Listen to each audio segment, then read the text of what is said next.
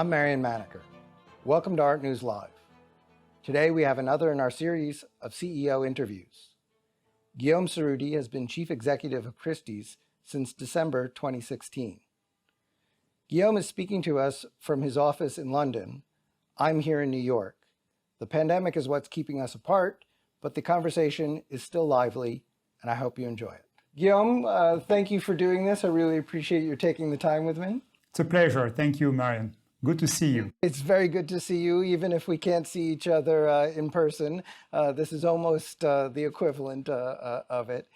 You know, since we're starting a new year and thinking about, a time when we both hope the pandemic ends and there is some return to normal, I wanted to take a moment to both, learn what we've experienced and also think through how the art market has changed in the years sort of preceding this. I'm reminded that I think it was March or April, there was a press call that Christie's did, and one of the reporters asked you a sort of leading question about, did you think that the pandemic was going to change the art market? And I'm pretty sure their expectation was that you were going to say, oh, no, luxury art, it's eternal, nothing's ever going to change.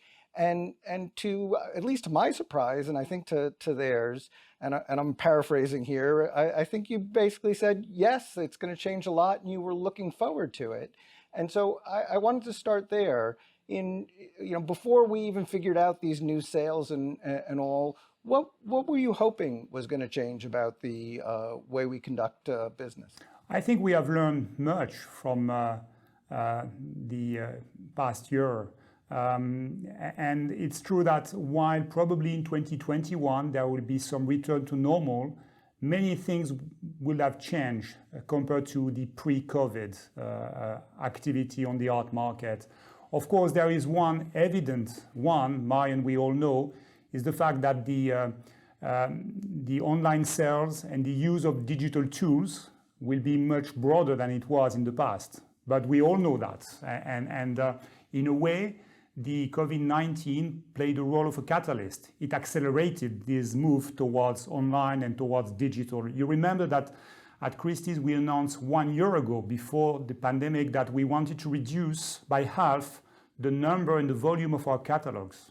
Now that seems, anecdotal, because we probably will have reduced by more than 75% the volume of our catalogs this year. But it was coming.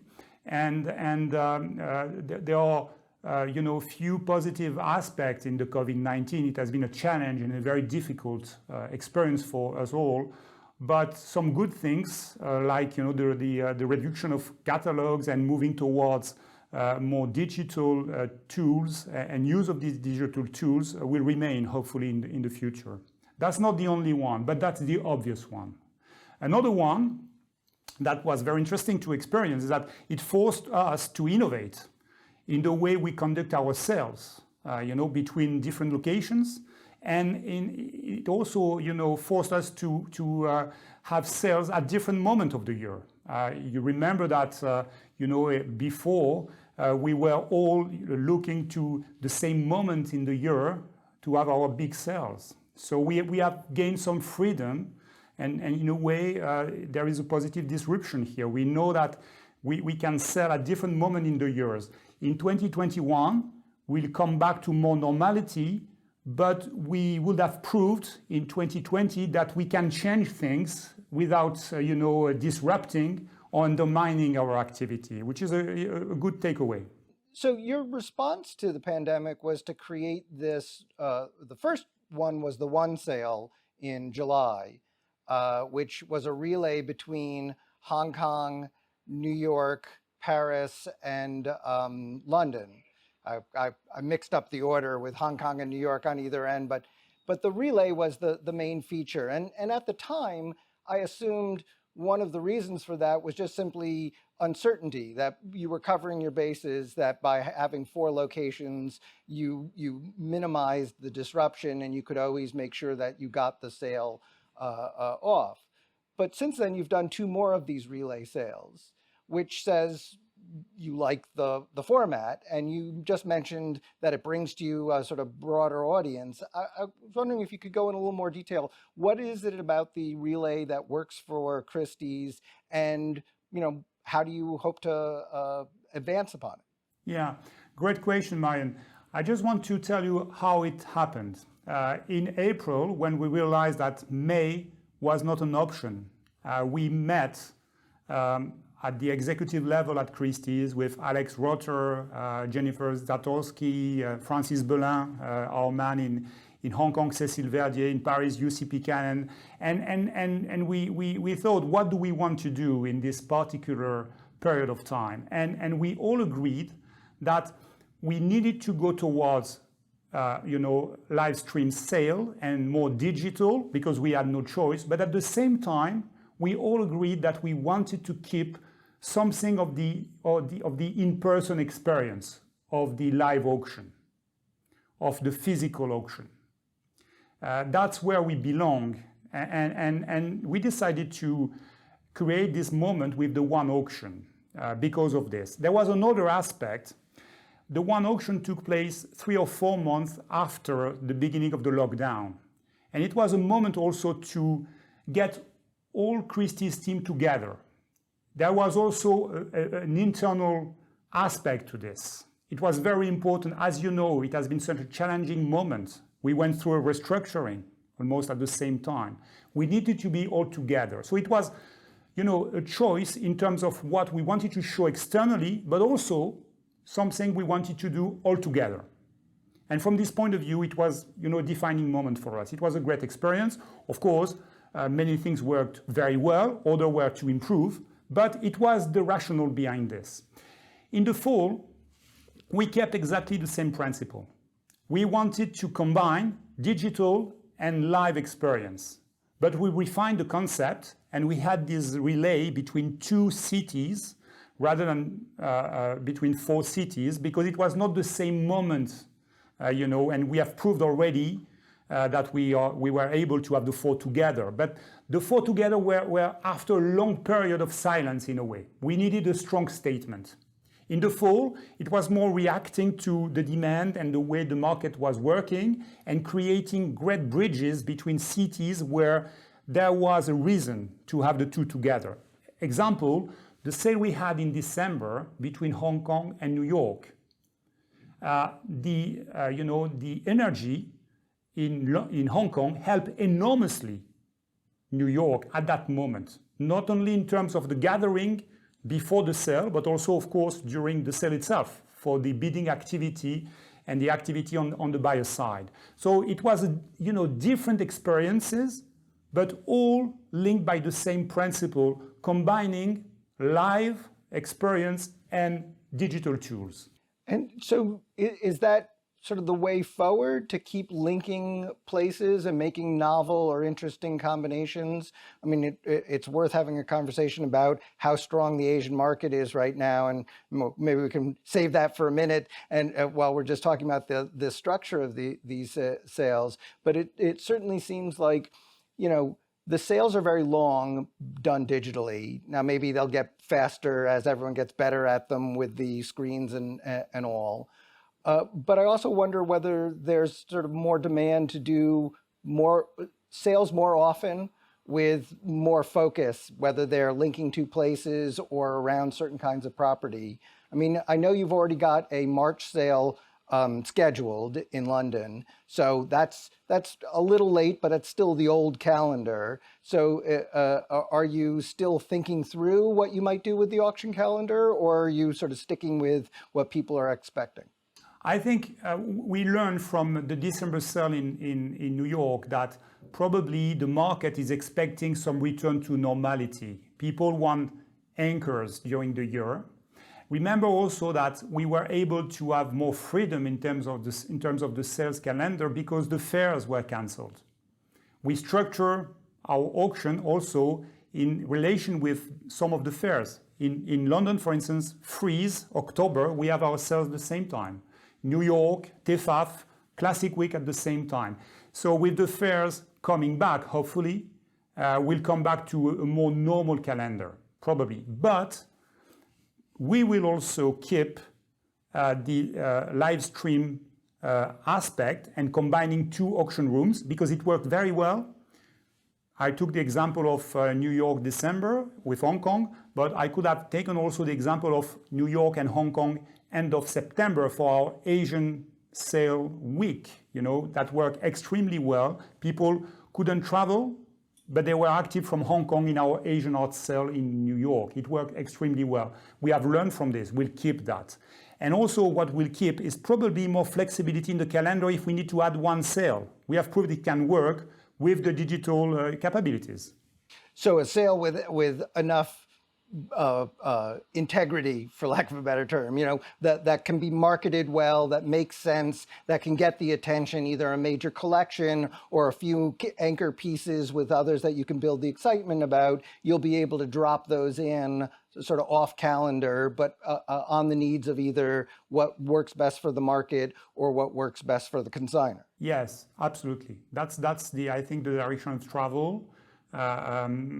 A combination of what was, you know, the previous organization. I'm sure that in May there will be a sale in New York, in November again. You know, probably we need these landmark sales, and we missed them in 2020. So I probably they will come back. We have a sale in March in London. We are working on it at the moment. We have already consigned, as you may have noticed, a very important surrealist work group that will sell in March in London. So we will come back to these moments, but at the same time, we are bolder now. You know, we know that we can add, depending on the you know the collection we have, you know, the profile of this collection.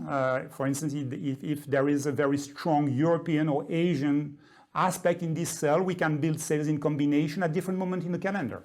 And I think what you're saying is your experience is that having these hybrid sales or live stream sales means you get a larger audience of potential participants, either by linking to markets or just, I mean, some of the numbers we've seen have been 500,000 or 1 million live streams. Even if we use the usual discounting on the streams versus who's there, that's still bigger than any auction we've seen in the past. Absolutely. The numbers, you know, are without comparison.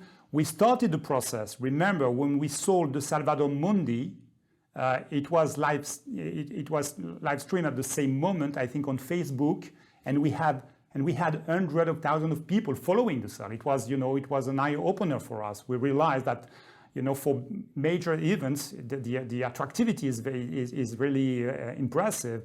So yes, that's what we have done this year as well. You may have noticed also that we are, I think, the only major or international auction house to have a WeChat mini site that we use for our sales in Hong Kong when they take place in Hong Kong only, on when they are in combination with New York. We use our WeChat mini site, which is an incredible magnet for Chinese clients. So yes, we will continue to use these platforms. So while we're on the subject of Asia, why do you think the market is so strong in Asia right now? Is it just that they seem to be ahead of us and have more control over the pandemic? Is it something else? Partly, yes. You know, probably the recovery went there quicker, for sure. I think it's also the confirmation of a process we have seen over the last months and years. More millennials collecting in Asia. You know, for the first time this year, and our, you know, we are now, you know, having the figures and the final figures, but probably for the first time, the buying and bidding activity this year at Christie's in Asia will supersede America. More buyers and bidders this year in value from Asia than from America. That's the first time. So that's very interesting to notice. Partially circumstantial, as we know, the end of the year in the US for different reasons was weaker, but a very interesting bellwether anyway. And the second is that if you take the top prices for artists under 45, the top 10 in 2020, all in Hong Kong. for Western artists as well as for Asian artists. And by the way, I think 7 or 8 of these 10 at Christie's. But what is interesting is that, I think the top 10 under 45 top prices for these artists in Asia. It says much about the demand there, the taste, and the fact that the millennials are really, massively active in Asia. Well, the taste in Asia is very interesting. I mean, years ago, when there were first started to be these museums emerging in the Gulf that combined Western art with regional or Islamic art, you began to get the first inklings of a kind of global culture that was syncretic, not necessarily sort of based in one tradition or another.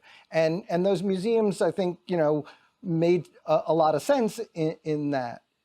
What we're seeing in Asia feels like almost the other side of it, the market, people out of taste, assembling a group of artists that are truly global. I mean, the Hong Kong portion of the one sale, and certainly several of the Hong Kong sales since, the mix of artists is probably more recognizable to everyone around the world.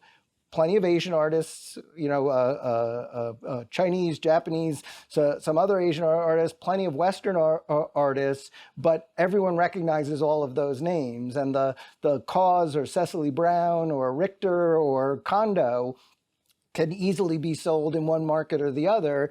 And that seems to have emerged. Maybe it is from your doing and marketing, or maybe has that emerged just from the collector base itself? Yeah, I think it's the collector base.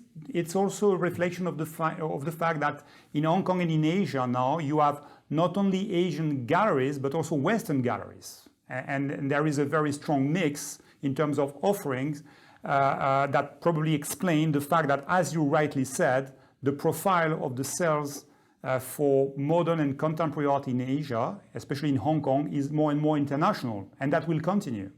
And it's really fascinating to see that beside the masters, let's say the Impressionists, the Picasso that were sold already in Asia, beside the Asian art masters, Zhao Wuqi, Chu Techun, there is a very strong demand for emerging artists,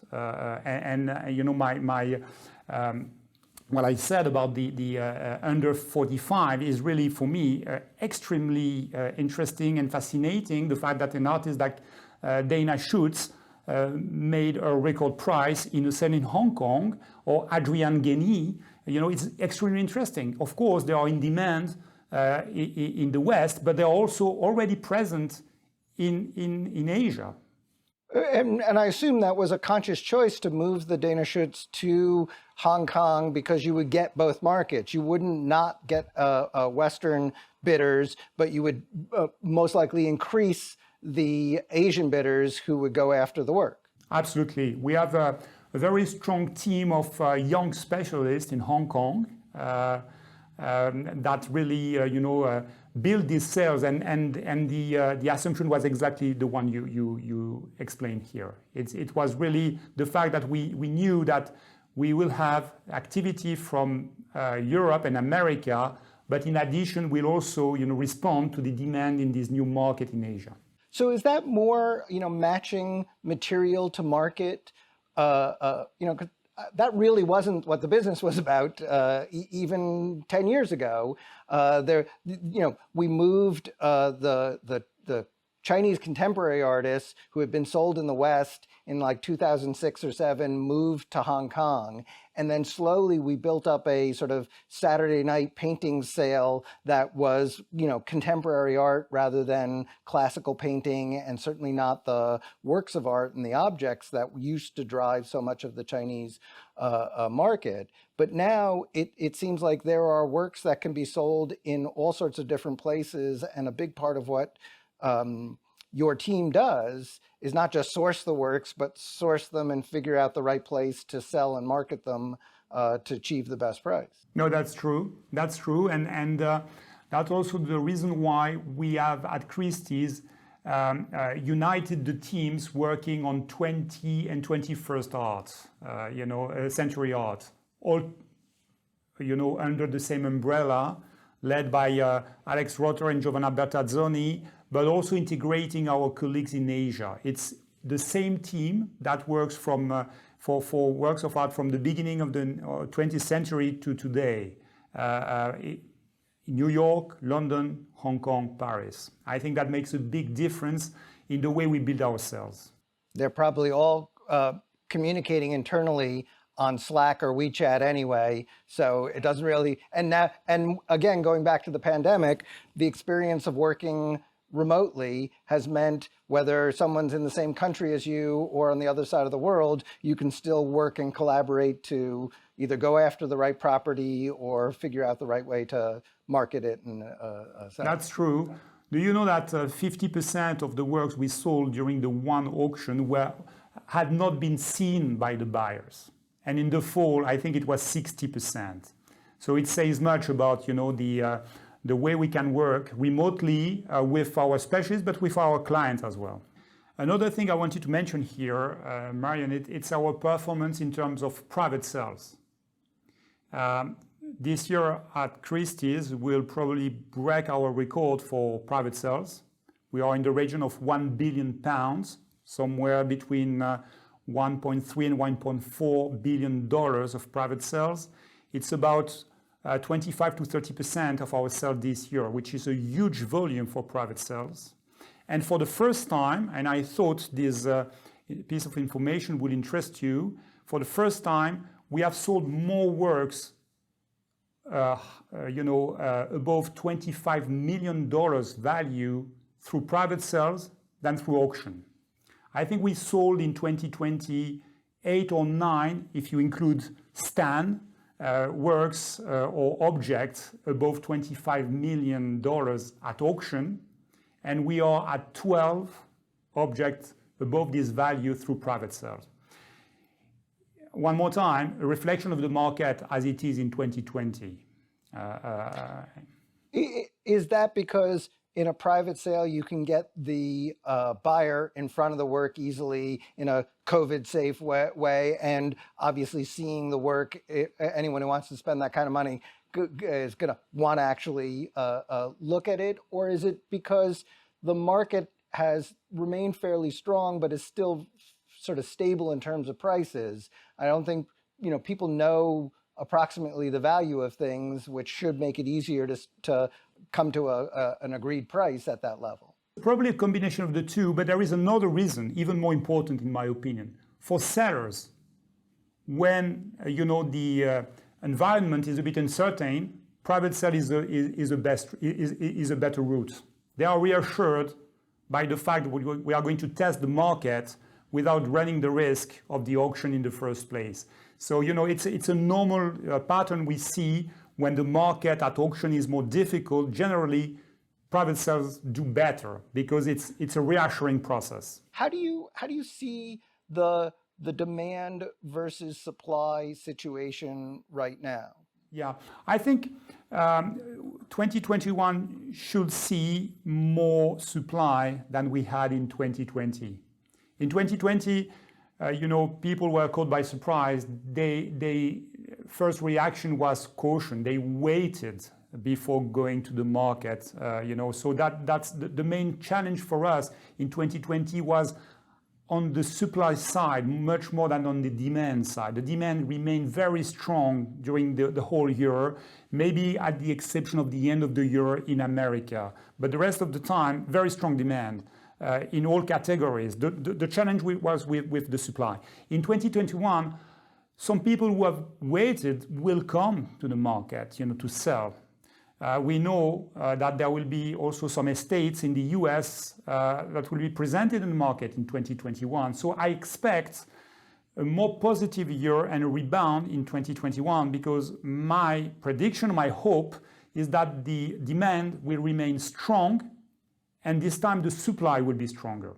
So there will be a better alignment between demand and supply. And does the demand continue to be geographic? Is it, more Asian demand looking for objects that will come free either from some of these noted collections in the States that are coming up, or individual objects that, because there's demand, the works will come to market?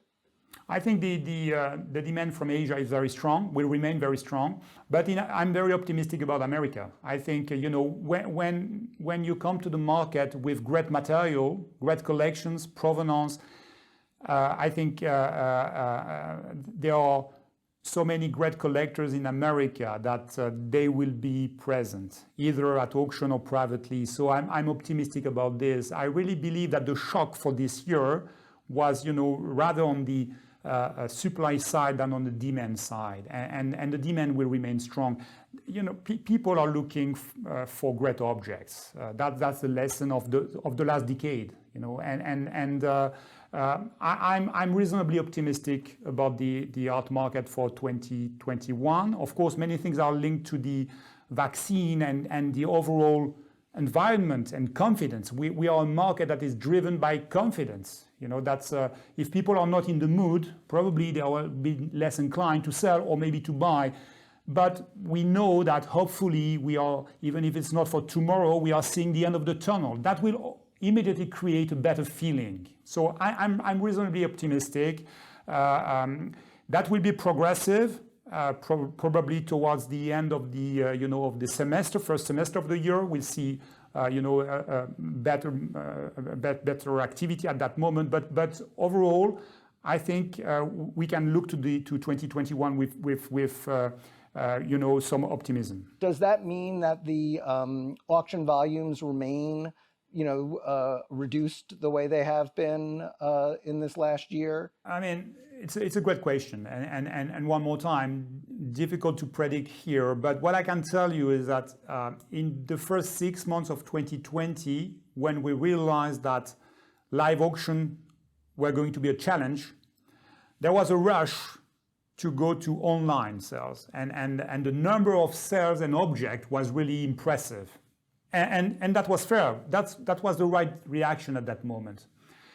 Since then, we have learned to work, with less volume and different events. The live stream auction, people know that they can still be active at auction or through private sales. So I think in 2021, I'm not saying here that less will be more, but we will be more selective. We don't want to inundate the market. We have received the signal of the end of 2020 in America as a sign of fatigue.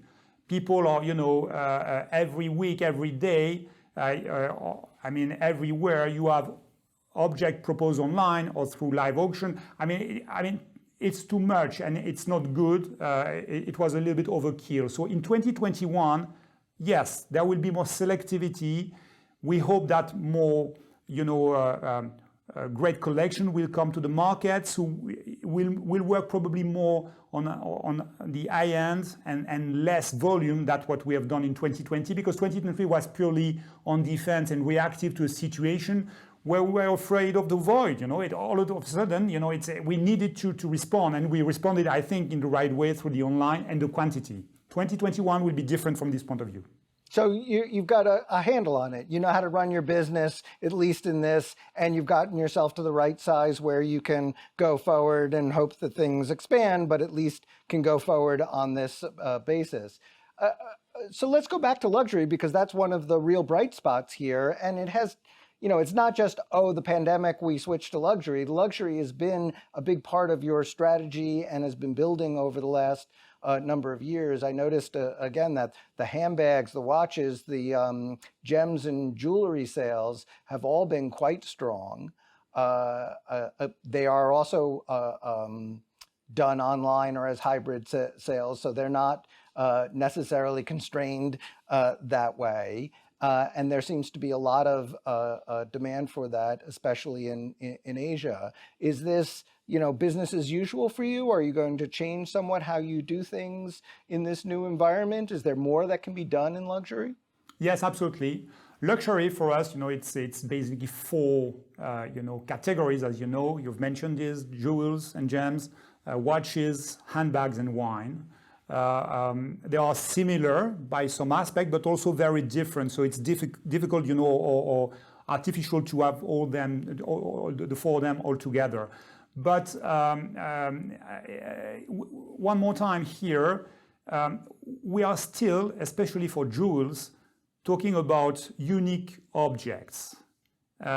So you don't want to create an artificial market by inundating the market. We want our specialists to work well on curated sales and work well for our clients, seller and buyers. So, here again, especially after years where we were a little bit at the bottom of the cycle in jewels, we have to be very careful. We don't want to undermine our own market here and the confidence of our clients. Or confuse them about the value and the prices. That's something very, particular in this field. We are fortunate at Christie's to have a great team led by a fantastic specialist, Raoul Kadakia, François Curiel, who is the sort of legend in this field. So I think we have been managing this market for the last 25 years as market leaders very well. Can I just interrupt? Because I think there's something you could explain there, because I'm not sure people fully understand what you just meant there about not confusing the market and all. And we've talked about this in the past, that one of the goals as you've moved towards luxury is to change the way people view an auction house, which used to be a place where, someone came in, they put a lot number on everything, they sold what would sell, they carted away what didn't sell, and that was it. I mean, we're talking hundreds of years ago. Over the last 20 years, there's been a concerted effort, really pushed since you've taken over as CEO, to make it clear that the things that are being sold are things of value and will sell and will retain their value. So you spend a fair amount of time, and I'm hoping you can sort of just outline that for people, thinking through all the elements that will make the buyers have confidence in the value of the objects they're purchasing. Of course. I mean, that's what we do. Our primary client is always the consignor, the seller.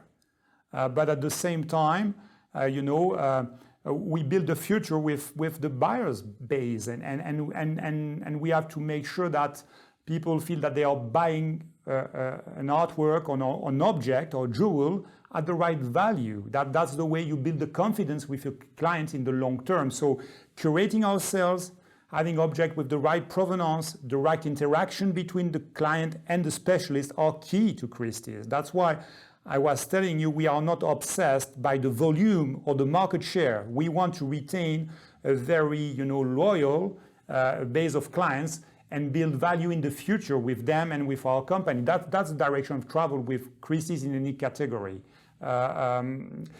So yes, absolutely. And I just wanted to make a point about handbags, another niche market, but extremely successful at Christie's.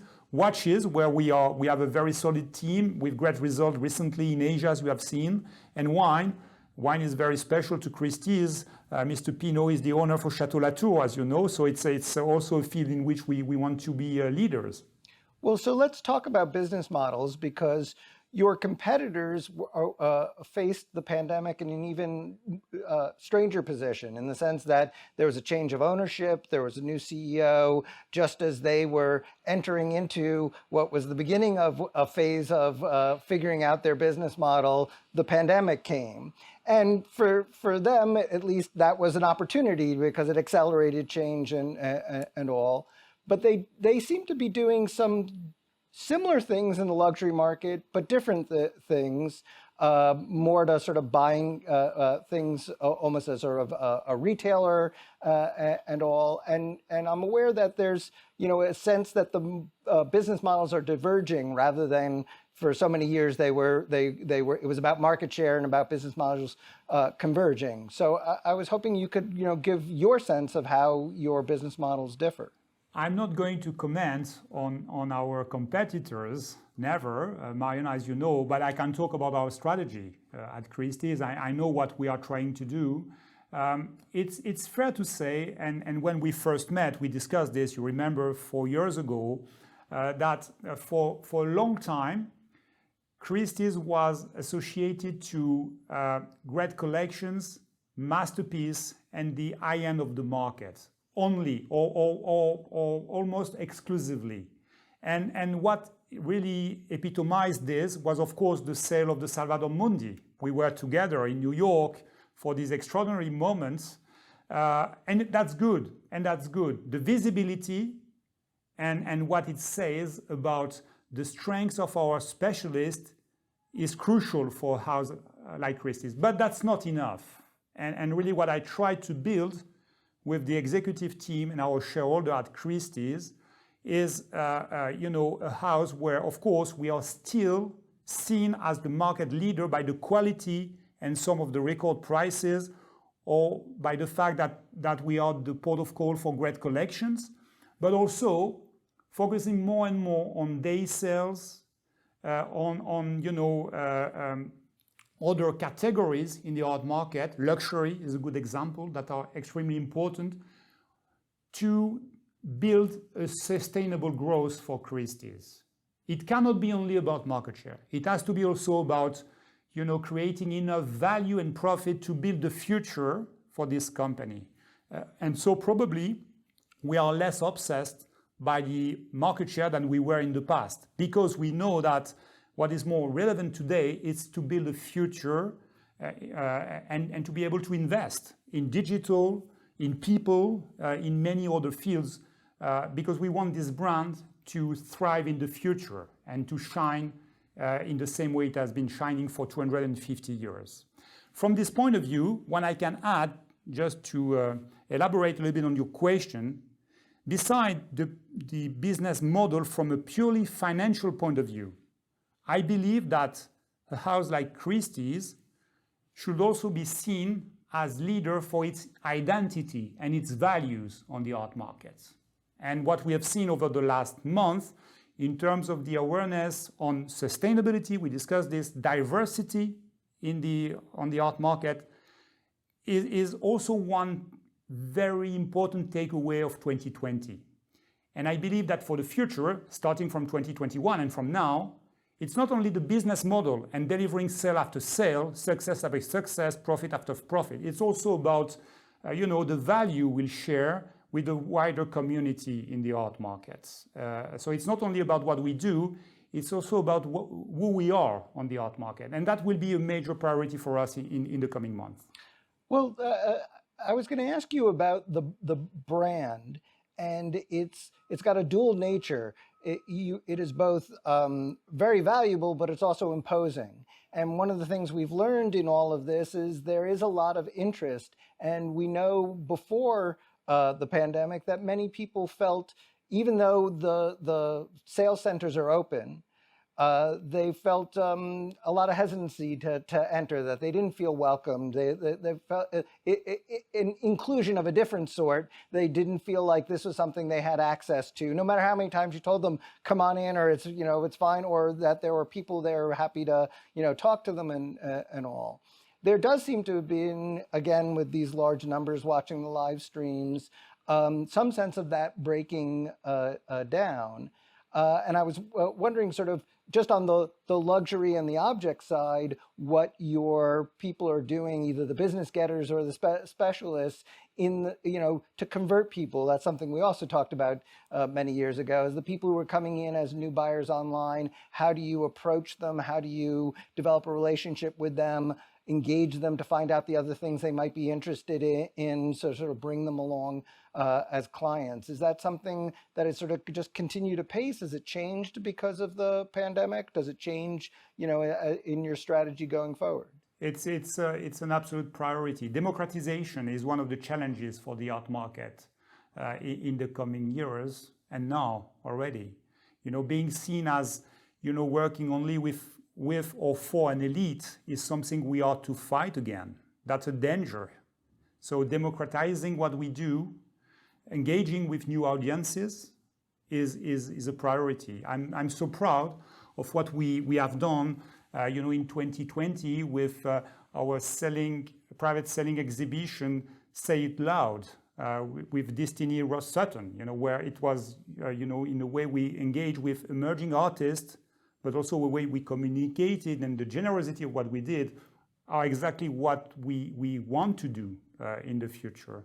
So being seen by more people online is a great advantage, but it comes also with more duties. We need to be more generous, more transparent, more welcoming to these people. It's not only about watching a show, it's also about welcoming them and showing them objects. If they are interested, engaging with them, educating them. That's something we need to do better. I believe in the art market in general. It's a field, as you know, that sometimes is very much inward looking. I think the priority for the future, we need to be more generous and open to wider communities. That's for me a major priority. That's one of the challenges. Another challenge is also, to be seen as more transparent. We are seen sometimes as being very opaque, and sometimes we are not helped by some stories on the art market. And the risk for us is, of course, to be seen as what we are not at 99%, and also to raise more and more questions and being more and more regulated. So we have to be aware of this. We need to be more transparent. So the challenges are responsibility, democratization, transparency. That's these challenges for the art market in general and for us, for Christie's, are crucial in the future. And do you have sort of plans on how to meet those challenges? I mean, part of it is the collaborations that you're doing, but are there other ways that you can make it? Collaborations with, the example I mentioned about, Say It Loud, what we've done with 154, the African Contemporary Art Fair, partnering, welcoming them at Christie's in London, doing the same in Paris in January 2021. It's also about changing the way we recruit people at Christie's, to be more open and more diverse. And that's part of our objectives for now and for 2021 and beyond. So do you have plans to sort of have a recruitment effort? I mean, a lot of your recruitment is through clients. Famously, many of the clients of children of clients will sort of work for a year or two at an auction house, and so much of your business is social. I presume it's an effort to get out of, but still maintain some of that common feeling or language between the people who work at Christie's and the potential clients. We will invest, to change this. As I told you, to be more ambitious and diverse in our recruitment policy, in the way we offer internships, the way we help those who cannot afford, sometimes living in New York, just to work with Christie's. I mean, so that's something in which we have now a very detailed plan, and it's one of our corporate priorities for 2021. Oh, you have a detailed plan. I mean, of all the places that want to address this, I would think that you guys have a particular challenge in it, just because, again, the art market may want to be more inclusive, but there still is this thing: these objects are expensive. It can be democratic, but only democratic sort of to a certain level, because there's not a lot of things that you sell in volume at a place like Christie's. Sometimes, less volume doesn't mean higher prices. It's about the way you curate your sale. And you can have dedicated sales where you talk to a special or specific audience of emerging collectors. We had sales for objects of $100 recently, just as an experiment. It worked well. There are many ways for an auction house that organize viewings and exhibitions and of course, sales to open up to more people. Believe me, it's also, we are short-term museums in a way, in what we do. We can be more generous, and we also have to make people know that we can be generous. Many people don't know that, attending a viewing at Christie's is free of charge. They don't know. They are intimidated by the brand and will not enter in our galleries. We have to change this. Well, that going back to what you said about the difference between what Kering does and what you do, is the difference between sort of a secondary market where cultural property has value beyond the initial marketing and sales of it. And that divergence means that, it's as much about creating the sense of value and demand and education. And I do suppose, as we've seen with things like the sneaker market and some of these other pieces of cultural property, there are lots of places that if you approach it in the right way, you can make this less what people view as remote and more about cultural value and lasting cultural value. But that's going to be a heavy lift. When we sold Gilmore guitars last year, when we sell sneakers, when we sell baseball memorabilia, when we present and sell a T-Rex, we are going beyond what we do usually at Christie's, and that's good. That's good. That's what we need to do as well.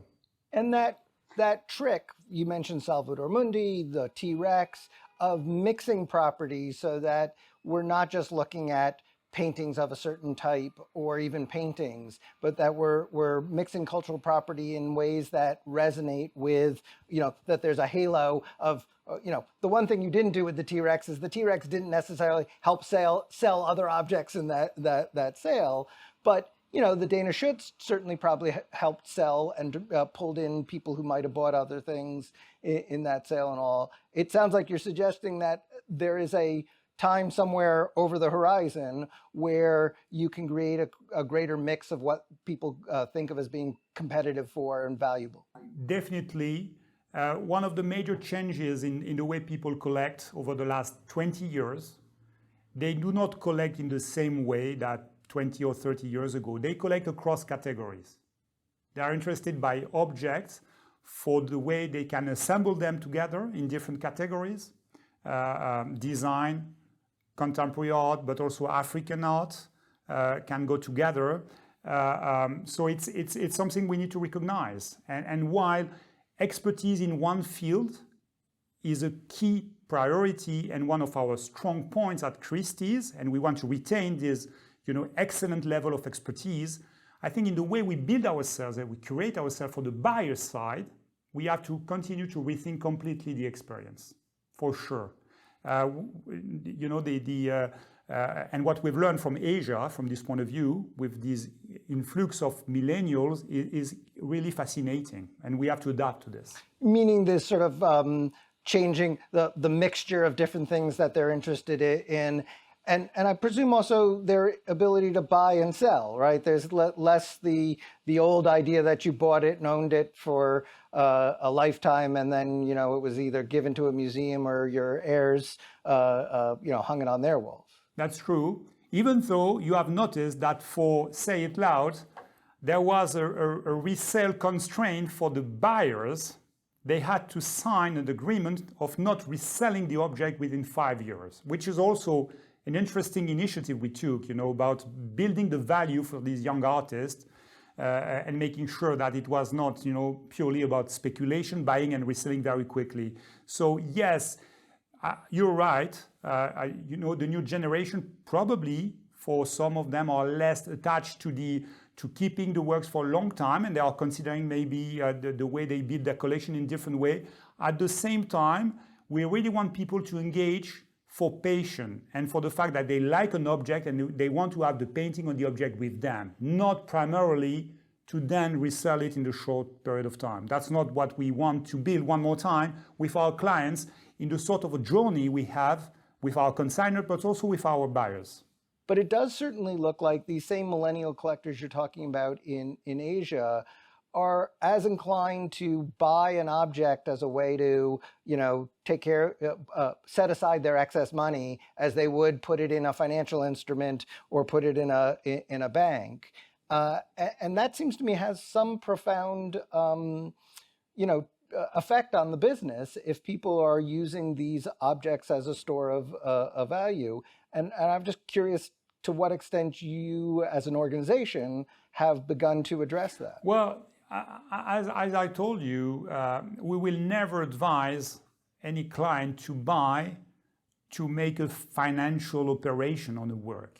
That cannot be for any object of artwork a client will buy the primary reason. I mean that in my way, in my view, that will be a mistake. What we say to any client at every price point, buy because you like the object or you love the object for whatever reason. Because we want to start a collection in this field, because you like, the history of this painting or this work or the artist, or because you feel a special emotion in front of the work. Buy for this reason. The engagement with the artwork, that's the primary reason. Of course, if in addition it increase in value over the years, that would be great, even greater for you, even better for you. But it has to be the second reason. Never buy for the wrong reason, and that's what we tell to every client, and by the way, to every guarantor as well. We don't want someone coming to guarantee a work and not being happy if this person is going to end up buying the artwork. That's primarily what we do. We are trading patience with clients. That's what we do, and we try to do that at every price point and in every region. Of course, the reason and the motivation for our clients may differ. As the reasons for collecting or for buying are very diverse from one client to the other. But primarily, it has to be about desire. I agree with this, this feeling or assumption that the artworks or the object we sell will keep their value, because they are artifacts, coming from creative minds, and that they will resist to the test of the years, against more volatile assets. I like this very much, and I believe in it, for sure, because I really think art has a value for itself, for sure. But what we were discussing is the way people buy. It cannot be only this, for sure. It has to be about desire. And it goes back to your responsibility. You are an agent for the seller. You cannot be in the position of telling the buyers, this is a great way to store value and all, because they may be doing it, but that's not your place in this arrangement that way. That makes a great deal of sense. So what's coming in 2021? I know we've got a couple of big collections that everyone's waiting to see where they land and how that'll get sorted out. And there certainly seem to be more of these collectors who are reaching octogenarian, nonagenarian status, who are beginning to either sell or their heirs are selling. Is that going to continue to populate and sort of be the milestones of the business in the next couple of years? I mean, the Rockefeller sale was such a huge success for Christie's. There won't be that many that come along like that, though we said that, and then a season later, the Ebsworth collection came along. So, well, Marian, I hope so. Because it's a moment where you celebrate someone who has collected, over the years, and who had a great eye, and who built, this collection, innovating, creating value, discovering artists. That's a great story to tell. So I hope there will be sales like the ones you mentioned, Rockefeller, Ebsworth. I mean, great sales with a great history.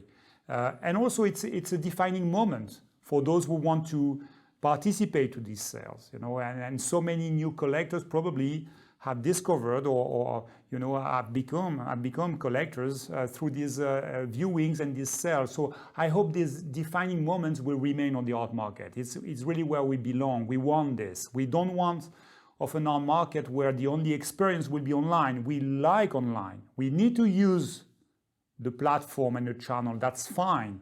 That's extremely important to attract new clients, for sure. But at the same moment, I truly believe in an art market where the in-person experience and the gathering around great events will remain. I think it has been like this for centuries, and that's what we like. It's about emotion. It's paying tribute to a great collector and creating great moments for visitors bidders and buyers. So I hope so. That will be the case. Of course, we know that in 2021 there should be collections coming on the market in the US and elsewhere. That's what we are looking for. Well, look, I do think that whenever we go back to doing things in person, there will be things that return. I'm sure there will be catalogs that return. As much as we've tried to stamp them out, I knew you will mention catalogs again, Marion.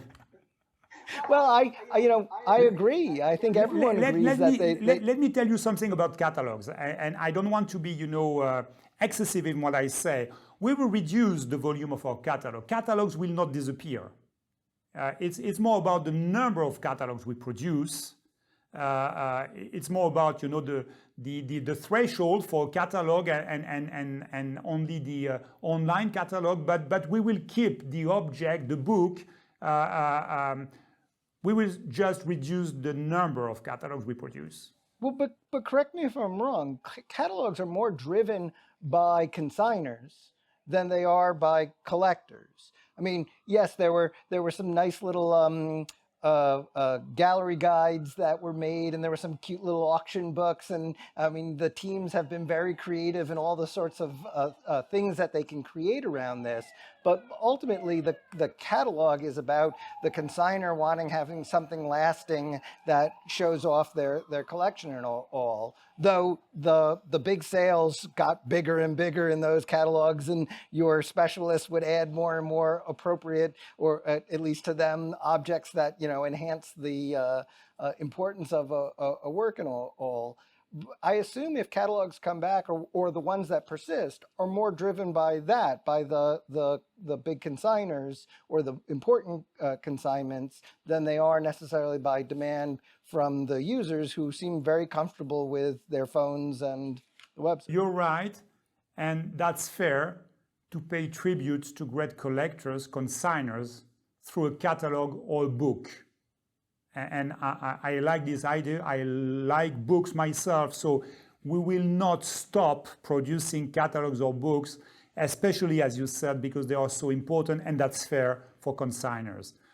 But you're also right. On the buying side, we have noticed over the years that less than 10% of our buyers across the sales, with difference from one field to another, of course, less than 10% of our buyers did receive a catalog before the sale and being active in the sale. So there was a discrepancy or a disconnect between the volume of catalogs we sent and the real activity triggered by catalog on the buying side, and that's what we want to address.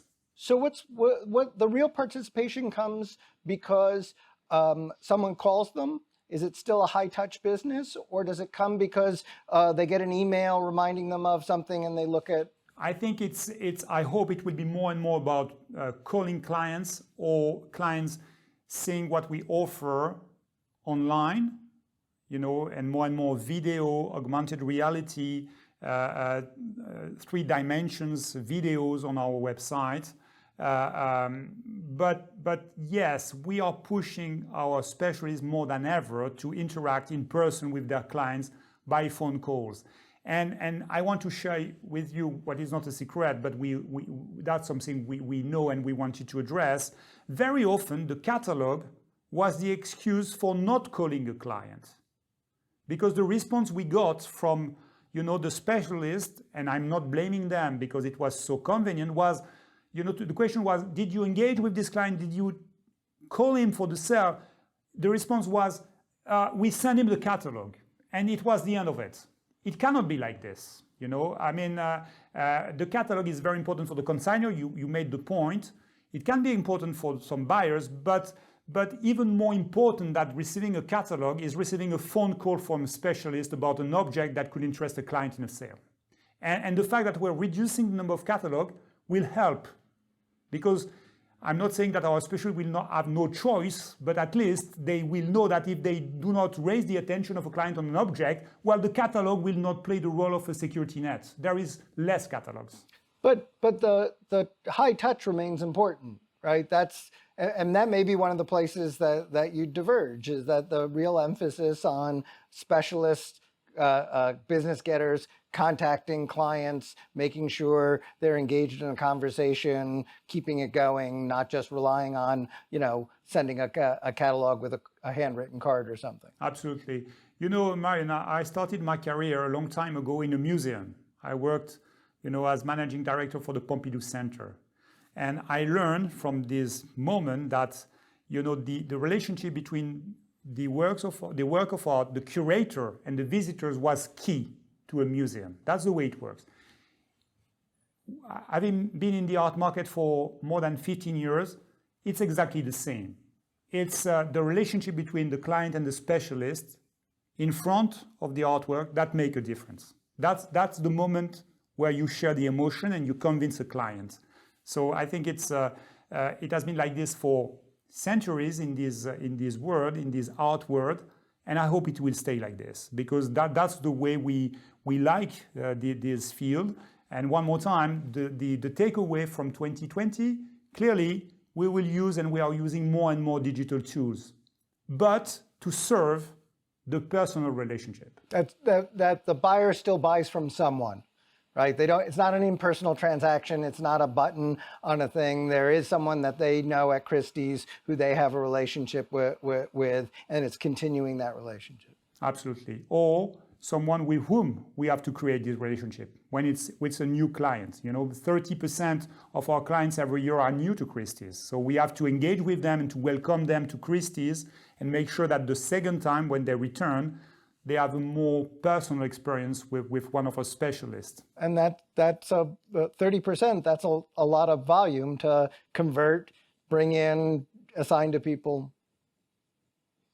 And to just tie this up in a bow with the diversity inclusion issue, to make sure that those clients are dealing with someone they feel comfortable with for whatever reason, to find someone sympathetic that they have a good relationship with. Absolutely. The regional or local accountability for our team is another priority for us. We changed our organization this year towards more accountability and responsibility for people on the ground in different regions. Christie's tended to be a very centralized organization. Another change during this period we made while we restructured our business was to give more accountability to our regional structures, to be closer to our clients. Well, Guillaume, I appreciate you taking the time with me. This has been a fascinating conversation. Thank you, Marion. It has been a great conversation as well on my side. I really enjoyed the discussion, and I'm looking forward to seeing you in person very soon. I hope the next one we can do will be in person too. Thank you.